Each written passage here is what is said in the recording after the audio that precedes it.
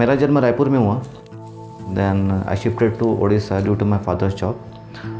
तो वहाँ पे बहुत पेड़ थे, नेचर ब्यूटी बहुत है। जब भी मम्मी मुझे डांटती थी तो मैं पेड़ पर चढ़ जाता था और बटरफ्लाइज, बर्ड्स, हनी बीज सब कुछ मैं देखता था। तो पहले से सॉफ्ट कॉर्नर था। मार्क्स अच्छे मिलने के कारण मुझे कॉर्पोरेट में जॉब लगी मुंबई में। वहाँ पे पूरा कंक्रीट जंगल था, बहुत बड़ी बड़ी बिल्डिंग्स। मैं नेचर को वहाँ पे मिस करता था। तो मैं वीकेंड को क्या करता था, मैंग्रोव फॉरेस्ट में जाता था और बहुत बार ट्रैकिंग पे भी जाता था। 2011 में मैं अन्ना मूवमेंट के साथ भी जुड़ा हुआ था। वहाँ से मुझे लगा कि कुछ लाइफ में कुछ डिफरेंट करना चाहिए। उसी टाइम इंसिडेंस ये हो गया कि 2013 में मैंने फ़्लाइट लिया था पुणे में और मैं वीकेंड को पुणे आता था। उस टाइम मेरा जॉब ऑलरेडी चल रहा था। सोसाइटी में बहुत बड़ा छत्ता आया हुआ था, लोगों ने पेस्ट कंट्रोल के थ्रू मधुमक्खियाँ मार दी थी। मैंने सोचा कि हनी बी को कोई क्यों बचाता क्यों नहीं है। 1 वीक बाद मैंने रियलाइज़ किया क्यों ना something should be I only, मैं ही क्यों ना हनी बीज कंजर्व करने लग जाऊँ। Hi, I am Amit Godse. I am a honeybee conservationist. We rescue and relocate honeybees in India. We train tribals and farmers on beekeeping and modern method of honey harvesting. 1 week बाद मैं वापस मालेगांव गया था ऐसे घूमने के लिए, organic farming देखने के लिए। तो वहाँ पे मधुमक्खी के बक्से रखे हुए थे। तो उसमें ज़्यादा ऑर्गेनिक फार्मिंग छोड़ के हनी बीज़ के बारे में ज़्यादा पूछने लग गया। हनी बीज़ कैसे बॉक्स के अंदर जाती है, कैसे बाहर आती है। फिर मैं घर आया, घर आके थोड़ा मैंने रिसर्च किया क्या क्या हनी बीज़ के ऊपर इंडिया में चल रहा है। तो उस टाइम मुझे ऐसे रियलाइज़ हुआ कि हनी बी हर जगह मर रही है। हर सिटी में लोग पेस्ट कंट्रोल के तो हनी बीज़ मार रहे हैं, या ट्रेडिशनल जो हंटर्स हैं उनके थ्रू हनी बीज़ को जलाया जा रहा है और हनी एक्सट्रैक्ट किया जा रहा है। एक सेंटर भी इंस्टीट्यूट है पुणे में, वहाँ पे मैंने ट्रेनिंग ली। उसके बाद महाबलेश्वर में मैं गया, वहाँ पे मैंने ट्रेनिंग ली। फिर मैं बहुत जगह घूमा हनी बीज़ के लिए। मैं उड़ीसा गया, झारखंड गया, केरला गया, फिर गुजरात गया, महाराष्ट्र में बहुत सी जगह मैं घूमा।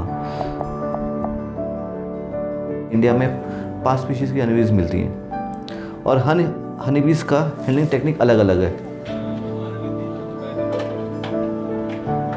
तो खाली जो बड़े बीज़ हैं, एपिस डॉर्सटा बोलते हैं या रॉक बीज़, इन हनी बीज़ को हम रिलोकेट नहीं कर सकते। बाकी जो 4 स्पीशीज़ हैं उनको हम रिलोकेट कर सकते हैं। लोगों को लगता है कि हनी बीज जो है, हनी जो है इंसानों के लिए पैदा करती है, पर ऐसा नहीं है। हनी जो है खुद के लिए पैदा करती है, पर अगर उनको 100 kg हनी चाहिए तो वो 300 kg स्टोर करके रखती है अपने हाइव में। हम क्या करते हैं जब हार्वेस्टिंग के टाइम पे, एक्सेस जो 2/3 जो पार्ट है उसको हम खाली हार्वेस्ट करते हैं। 100 kg जो बचा हुआ जो हनी है वो हनी बीज के लिए रख देते हैं। ये जो बक्से जो हैं या फिर जो हम लोग बीज रिलोकेट किए हैं, इन बीज को हम आइदर फार्मर्स को डोनेट कर देते हैं या पुणे में बहुत से लोग अर्बन फार्मिंग करते हैं, उनको बीज की ज़रूरत रहती है पॉलिनेशन के लिए। तो ये जो बीज हैं हम उनको दे देते हैं, जिससे उनको जो टेरेस फार्म है या फार्मर का जो फार्म है उनका पॉलिनेशन अच्छे से हो जाए, उसके साथ उनको हनी भी मिल जाए। इंसानों को लगता है कि हनी बीज उनकी दुश्मन है, पर फैक्ट ये है कि हनी बी जो है इंसानों की दोस्त है। क्योंकि जो भी आप प्लेट में खाना खा पाते हो, 1/3 पार्ट आप हनी बीज के कारण आप खा पाते हो। इस दुनिया का जितना पॉलिनेशन होता है पेड़ों का, 73% जो पॉलिनेशन है वो हनी बीज करती हैं।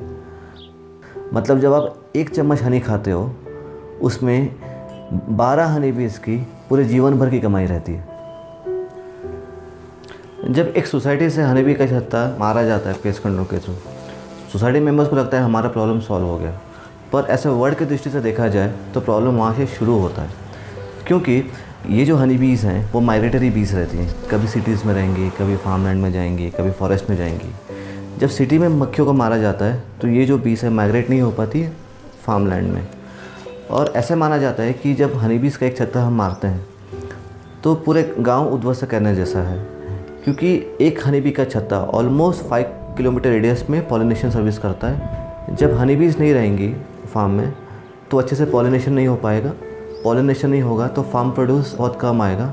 तो फार्म प्रोड्यूस नहीं मिलने के कारण फार्मर डिस्ट्रेस में रहते हैं और one of the main reason for farmer suicide is also Honey बीज।